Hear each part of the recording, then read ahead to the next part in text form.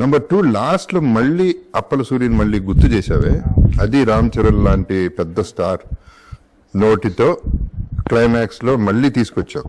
అది directors vision. అక్కడే నేను పండా, అప్పల సూర్య పండింది ఆ షాట్ వల్ల.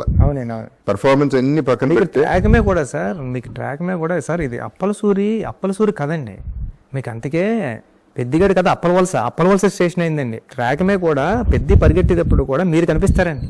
పెద్దికి మళ్ళీ ట్రైన్ బ్యాక్ వచ్చేస్తుంటే, రన్నింగ్ రేస్ లో కూడా ట్రైన్ బ్యాక్ వచ్చేస్తుంటే మీకు తగిలేస్తుందని ఫీల్ అయితే కనపడిపోయాడు అంతే అండి.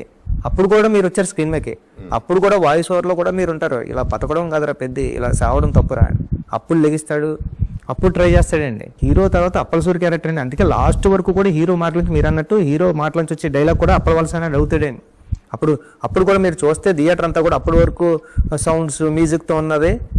వచ్చి ఆ స్టేషన్ మాస్టర్ వచ్చి ఇలా అడిగితే మొత్తం థియేటర్ అంతా ఏం చెప్తుందని హీరో మాటలకి ఆయన మాటలు సైలెంట్ అయిపోద్దండి. మీరు చూడండి మొత్తం ఆడిటోరియం అంతా సైలెంట్, మ్యూజిక్ కూడా ఉండదండి అక్కడ.